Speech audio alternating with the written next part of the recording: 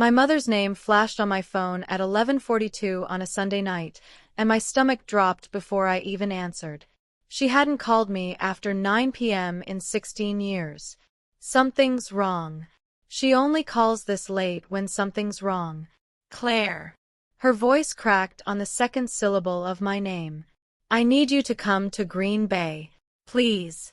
I sat frozen on my couch, phone pressed to my ear, 16 years of careful distance collapsing in the space of one sentence.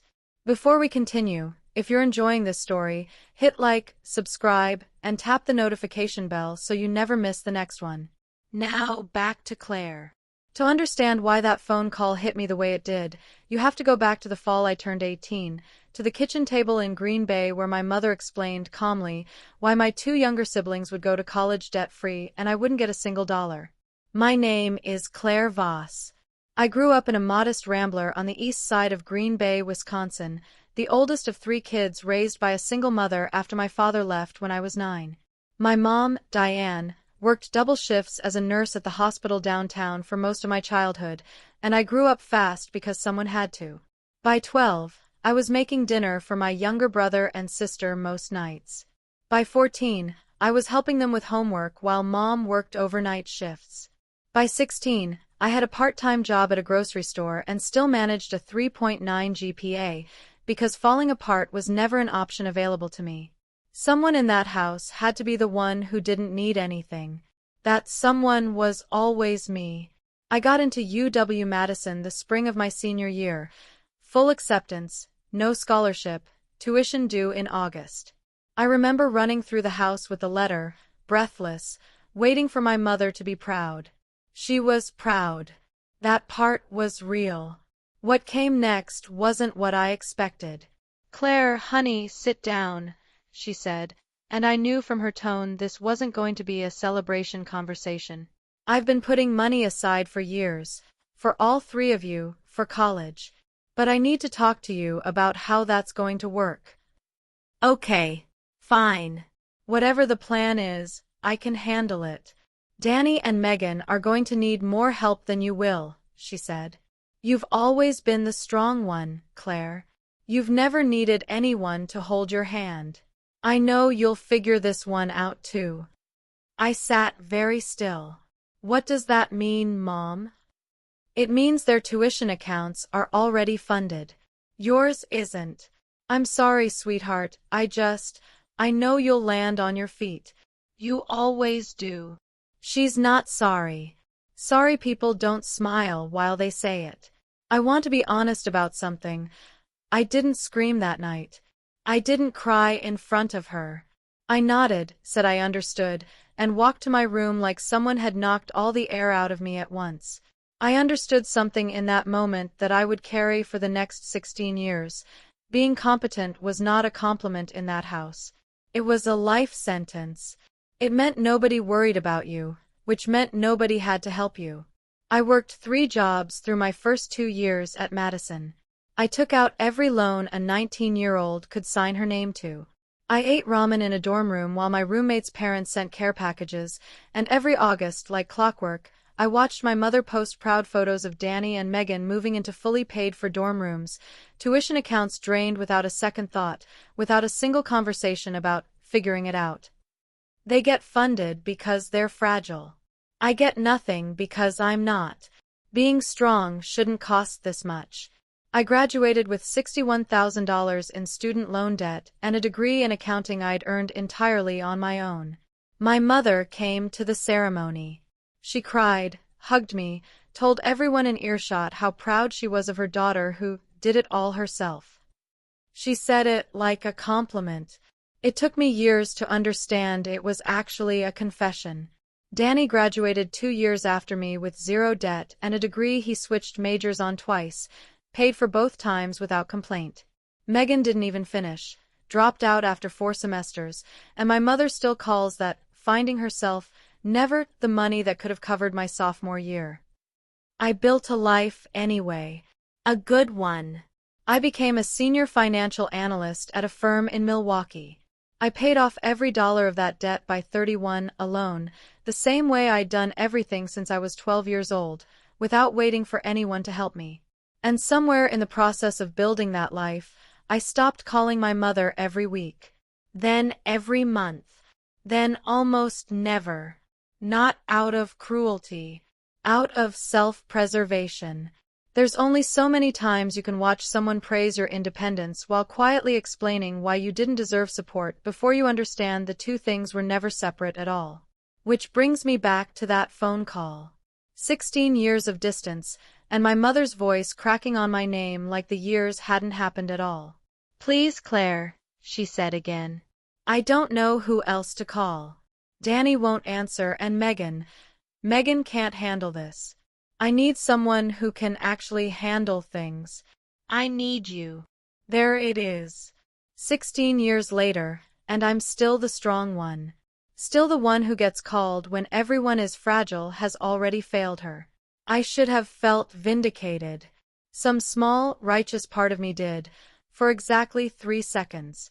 But underneath that, something colder was already forming, a question I hadn't let myself ask in 16 years, now sitting right in front of me with nowhere left to hide.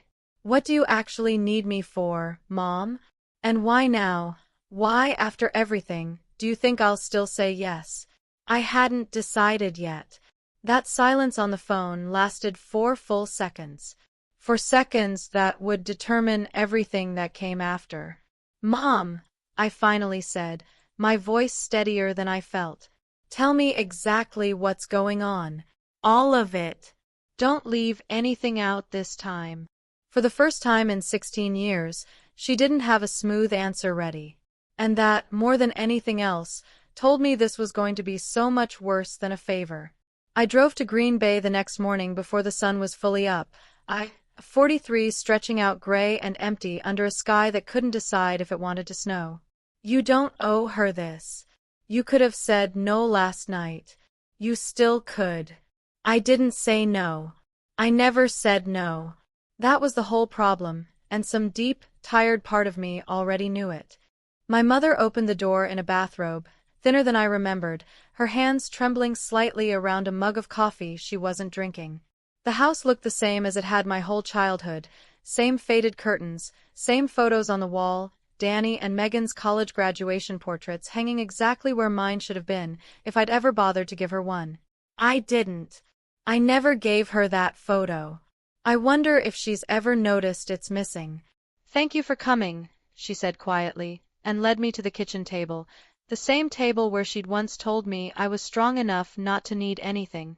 The truth came out slowly, the way truth usually does in that family, a little at a time, softened at every edge until I had to keep asking harder questions to get past the polish. 2 years ago, Danny had moved back in with Mom, temporarily, after a business venture failed. He'd told her he needed help getting back on his feet. She believed him, because she always believed him, because being fragile had worked out well for Danny his entire life. What she hadn't known, what she was only now starting to understand, was that Danny had gotten her to co-sign paperwork she never fully read. A home equity line of credit against the house she'd owned outright for 15 years. Then a second one. Then a personal loan in her name that he swore was just until the new job came through. New job. There's always a new job coming for Danny. There's never actually a new job. "How much, Mom?" She looked down at her coffee. "Almost $90,000. The number landed in my chest like a fist. "And the house?" "The bank sent a notice last week," she said, her voice finally breaking. "If I can't bring the payments current in 60 days, they start foreclosure." She could lose the house.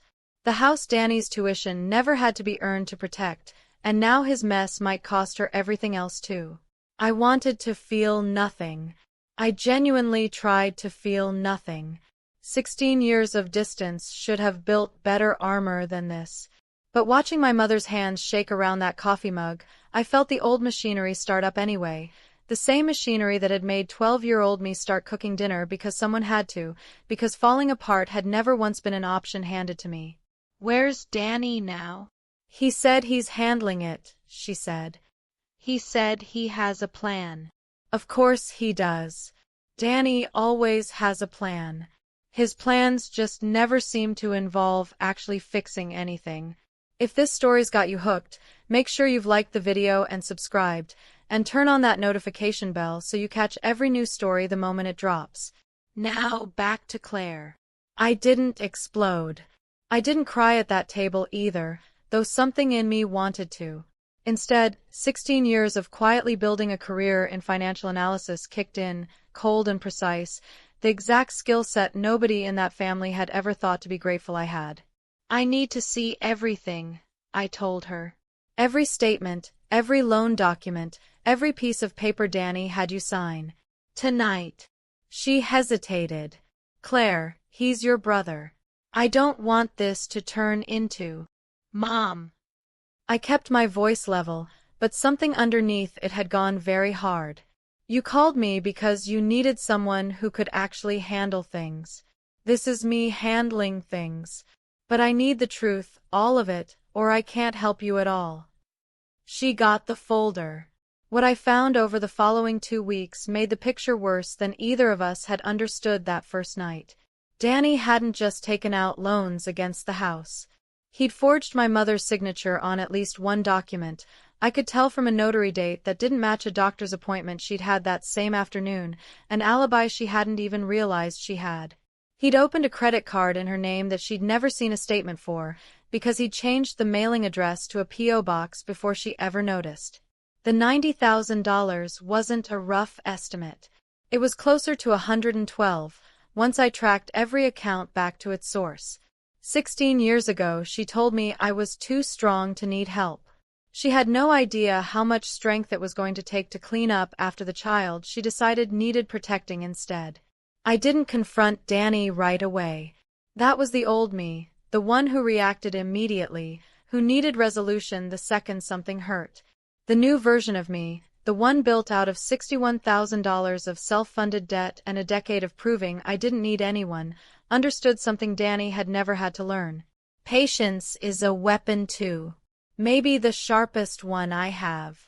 I spent those 2 weeks building a case the same way I built every financial audit at work, quiet, methodical, airtight. I pulled credit reports. I got copies of the forged documents authenticated by a fraud examiner I knew through work.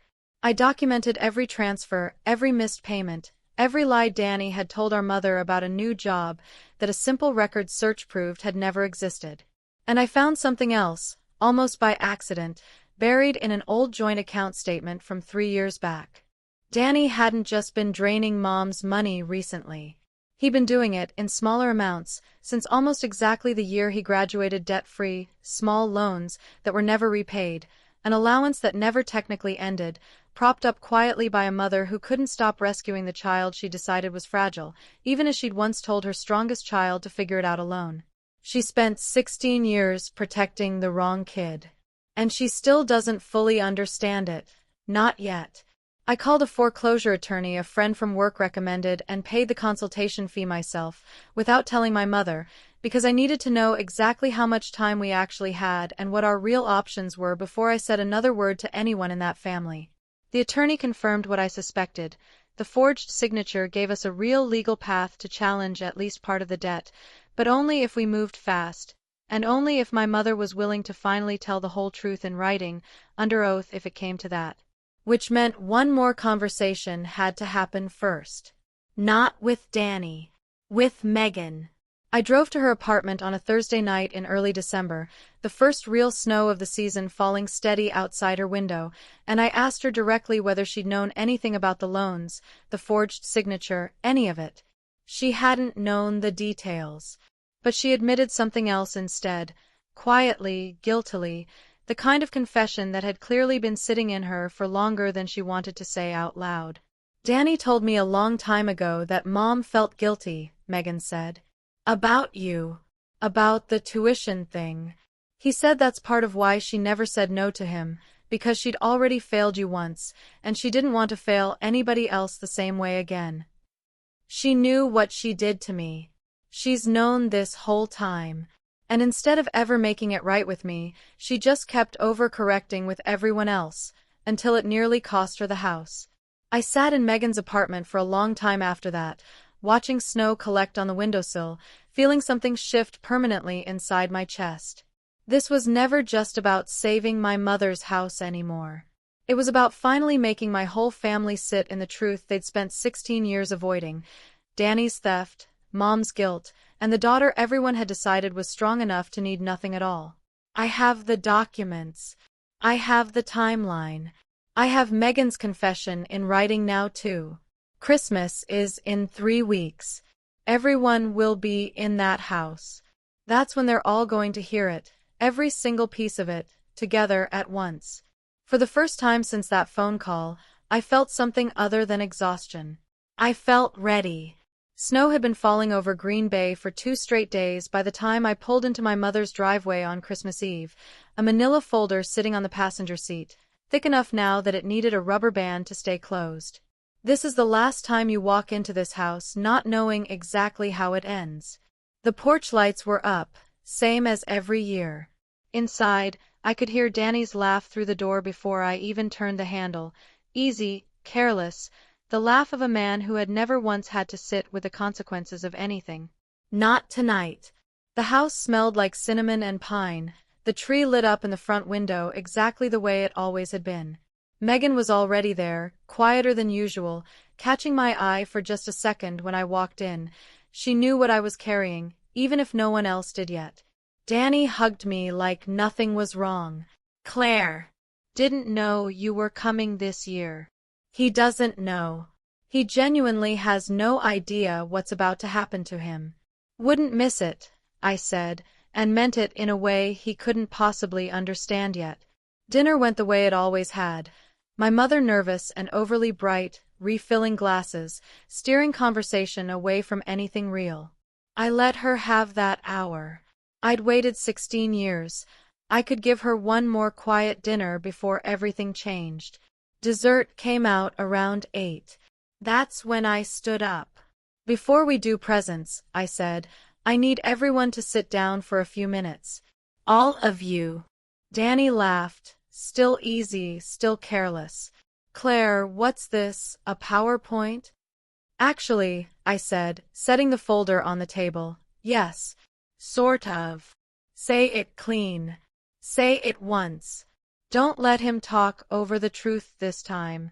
I laid it out the way I'd laid out 100 financial audits before. No yelling, no shaking, just fact after fact after fact, each one landing heavier than the last. The home equity lines. The forged signature, dated against a doctor's appointment that placed my mother somewhere else entirely that afternoon. The credit card rerouted to a P.O. box so she'd never see the statements. The 3 years of small, unrepaid loans that had started the same year Danny walked across a graduation stage debt-free. $112,000, I said. "That's what's actually missing, Danny. Not the 90 you told Mom. I have the fraud examiner's report right here if anyone wants to see it." The room went dead silent, the kind of silence that has weight to it. Danny's face went through 3 different expressions before he found one to commit to: confusion, then panic, then, finally, the old easy charm trying one last time to paper over something it couldn't fix. "This is insane," he said. "Mom, you know I've been trying to help you." "Stop," my mother said. Everyone froze. In 16 years, I don't think I had ever once heard her interrupt him. She was staring at the notary date on the forged document, her hands finally still on the table for the first time all night.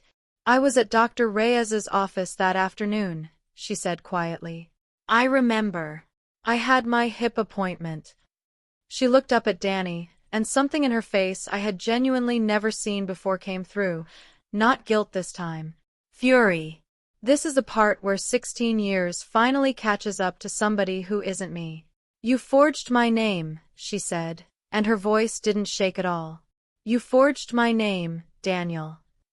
"Mom, I was going to fix it. I swear, I just needed." "You needed," I said, cutting in for the first time all night, "the exact same thing you've always needed. Someone else to absorb the consequences so you never had to." I turned to my mother. "I already spoke to an attorney.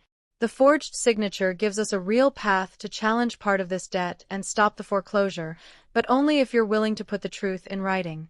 All of it, including what you just said. This is her choice now, not mine. I built the door. She has to be the one to walk through it. My mother didn't hesitate the way I expected her to. Yes, she said. Whatever you need. I'll sign anything. Danny stood up so fast his chair nearly tipped. You're going to believe her over me? After everything After everything you did, my mother said, standing to meet him, and for the first time in my entire life, I watched my mother choose the truth over comfort. I spent 16 years making sure you never had to struggle for anything, because I thought that's what love looked like. I let my daughter carry a debt I never once helped her with because I decided she was strong enough not to need me. Her voice cracked, but she kept going. I'm not making that mistake again. Not for you. Not tonight. What happened over the next few weeks unfolded exactly the way I'd planned it, methodically, without mercy wasted on anyone who hadn't earned it, but without cruelty either. I'm not the kind of person who needed Danny destroyed. I needed the truth to finally cost him something, the way it had always cost me. The attorney filed the fraud challenge within days, using the forged notarization and my mother's sworn statement as the foundation. The bank, facing clear evidence of forgery, agreed to remove the fraudulently obtained portion of the debt entirely and restructure the remainder into a manageable payment plan my mother could actually afford on her own. The house was safe by the end of January. Danny wasn't. My mother didn't press criminal charges, some line of maternal loyalty even this couldn't fully erase, but she did something that mattered just as much. She removed him from the house, told him he had 30 days to find somewhere else to live, and required, through the attorney, a legally binding repayment agreement for every dollar traced directly back to him. No more soft deadlines. No more quiet forgiveness dressed up as love. He doesn't get protected anymore. Not by her. And not by the story the family always told about him. Danny didn't take it well. He didn't speak to me for months. I've made my peace with that. Some relationships only survive on one person's silence, and I'd spent 16 years being the one who stayed quiet so everyone else could stay comfortable. I wasn't doing that anymore. The part one didn't expect was what happened with my mother. In February, she asked to meet me for coffee in Milwaukee. Her drive this time, not mine. She brought an envelope with her, old and slightly yellowed at the edges.